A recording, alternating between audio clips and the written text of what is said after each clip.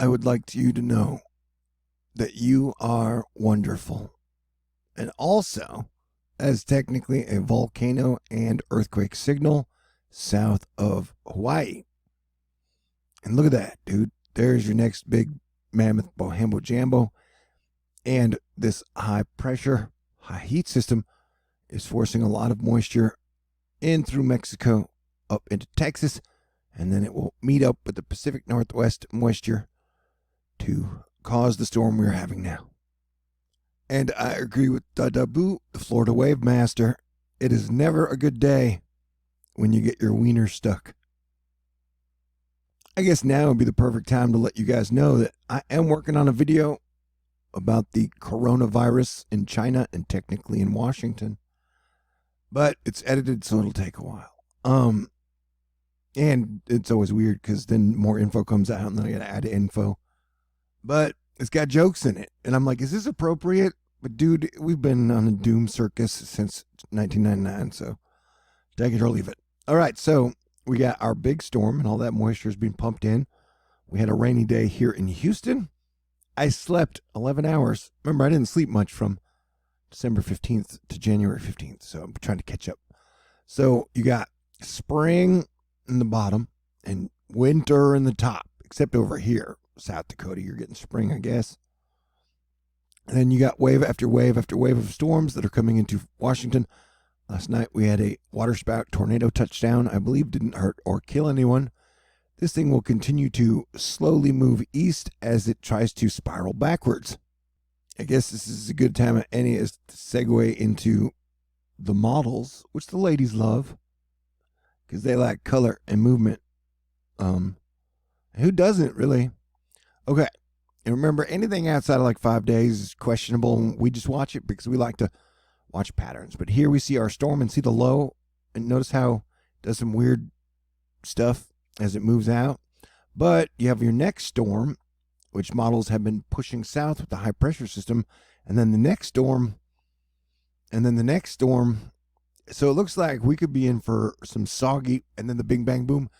Ding, ring, ding, dong. So yeah, it looks like none of these are super major storms, asterisk. It's all set to change, but it's just going to be a continual pattern of wave after wave after wave after wave after wave after wave after wave. It seems like we aren't going to get more than a day break of no storm. But that's fine. We can all handle it, I guess. But I'm still worried about the spring. Though there's no reason to worry. Worry never helps anything. Look at that. That is one of the storms we've been monitoring. The models keep pushing it back, but it does show some type of development up into New York and surrounding areas.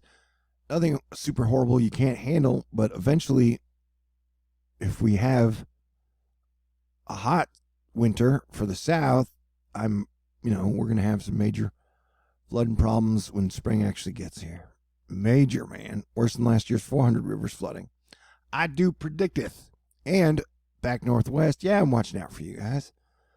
And look at that. I mean, you guys are just getting hit with wave after wave. And remember that big storm? Like a lot of that moisture is going to end up in Alaska, but some will head up into the Pac Northwest. But supposedly Canadians are like superhuman, but also werewolves. And I'm not scared of fog. It's just like there's an element to it that reminds me of Lost Boys. So when you stare into the fog at night, I'm always like waiting for vampires to come out. And so Oklahoma, look out for vampires. And then Minnesota and Iowa, be on the lookout for vampires. Plus you, South Dakota. And then you get some flood warnings and watches in Washington. And I do want to mention again that you are utterly fantastic. And the area we are watching the most right now is the Pacific Northwest plus Europe. Because Europe seems to be getting hammered. And Newfoundland, pronounce it how you want to. Look at that. That would be a category 4 hurricane-ish type thing. That's like 4 or 5 lows at the same time. That is nuts. Something is going on at the top of our planet. Spain got hit with like 50-foot waves. Did you see that? That was crazy. I had it in yesterday's video. But so yeah, Europe, you guys are in for a lot. Quite a bit, man. And those are some of the biggest rain bands I've ever seen. And since I don't have a girlfriend or a wife, I've had a lot of time to just track rain bands, man. So my word is bond. Look at that thing. Yeah, so Europe, we'll be keeping an eye out for you guys. This is what I do. Now's the portion of the show where I take the map and show you all the major moisture that's flipping around. And there's that weird thing that's happening in the Atlantic. But it's, like I said, it wasn't predicted to affect the United States, and it's not. Our atmospheric defensive team seems to be doing a great job. Spain, like I said, they got hit with the waves. That's some of the leftover. Norway, Sweden, Iceland. Sweden's getting smacked in the face. Whatever nation says, you guys are getting hit hard. But look at that thing, man. When that thing heads to the United States or Alaska, it's going to be an issue that needs to be dealt with. We're tracking down by Australia, is still having fire problems, but some of the south and the southwest has been getting some rain, so that's good. Here was the major storm thing we were watching. And then here's something that's partially adding to the moisture. But we're definitely going to keep our eyes on how much moisture that does bring to the Pac Northwest. I like this one. It's over 48 hours, but this one's been changing a lot. I'm telling you, forecasting in 2020s, the upper atmosphere's been doing some crazy shit, man. And so you can see nothing but moisture up in Washington, the whole state, really. And then the western parts of Oregon and California. And then the Great Lakes area, you guys are getting hit heavy hard. You're getting some peachiness, some heavy rain, although it's nothing too bad. But if you hate rain, then I guess you're going to hate it. Who hates rain, though? The Wicked Witches of the West was the answer to that question. Okay, so yeah, you're still talking over the next week, 8 inches, 10 inches, 12 inches. That's a lot of moisture, man. That thing's beautiful. But. We're looking at earthquakes over the last 24 hours. It seems like there's been a lot of action in Turkey. I want to make a prediction with 3 Pluto-Jupiter conjunctions this year. I think we're going to see a big earthquake in Greece, although it may not be bigger than a 5 or a 6, but definitely Greece is going to be a hot spot because that's where the underworld comes from. I mean, metaphorically. But you can see there was a 3.6 in Los Angeles last night that rattled everybody. And earthquake, Los Angeles earthquake Twitter is cute. But you can see the volcano chain, the Aleutian Islands along Alaska has been popping, especially this spot. Puerto Rico is still popping, but we haven't had any majors over 5s in the last few days, so that is good. But there's still a lot of activity happening there. What are you doing? What are you doing? What are you doing? I always think the ones along the seams are interesting. And here the pink shows off the major moisture spots. You got a lot happening over there. A lot happening over there. It's being dragged down to the south. And then some pretty good activity over South America. But look at these waves rolling in, man. What are you doing? No, don't do that. I'm surprised there isn't more moisture. That's not cool. Don't be glitching on me.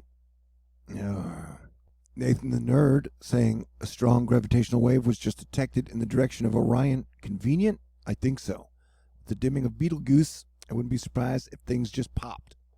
Although I think real stars go through life cycles and never really die. So it probably just became a super neutron star. I'll do an edited video of that as well. Unpopular opinion. The Gangs of New York is Martin Scorsese's greatest film. I watched it last night, and it's weird how relevant it is today. I'm going to make a THORnews request to everybody out there. If you have Netflix, watch Gangs of New York. It's really, it's about all the gangs are just fighting, and then they get steamrolled. And then it ends with the Twin Towers, and it came out in 2002. Anywho, great movie, and Daniel Day-Lewis is just utterly fantastic. Leo's pretty good, too. Mr. Peanut is dead. Me in 2015 through 2019. And me in 2020. Ring, ding, dong. I keep them heads ringing. Antonio Paris asked, who's your favorite alien? And my answer was Valiant Thor. Recap of the last few years here at THORnews. You always got to get up, man. If they knock you down 1,000 times, get up 1,001. Astro Fight Club forever. Was my audio screwed up the whole time? Not all storms come to disrupt your life. Some come to clear your path. Dr. Tamitha Scove, the new space weather woman forecast is up. See signs of our sun waking up as it fires solar storms. Find out where the aurora will be, how GPS reception and radio communications will fare, and learn how ice mining will affect the first human missions to Mars. Asterisk. This kind of speaks for itself, you know? And this was created by Storm Chaser Nick. That's his specialty, really. You know, he's good. In images of Lasco C2, a coronal mass ejection is observed again on January 22nd. So yeah, solar activity is picking up, man. And I predict, because it's just a prediction, that the sun is going to be very active. And this is going to be a fun solar maximum. We all need more fun, man. I'm live tweeting this dumbass conversation. Parks and Rec is so good. It is defended. Getting some Thor vibes right there. Doctor Who. Na-na-na-na. Happy birthday, Alex Ross. All right, so everybody stay cool. And I will be back. Against all odds. What rhymes with odds? Okay, everybody stay cool. I love you guys. You're cool.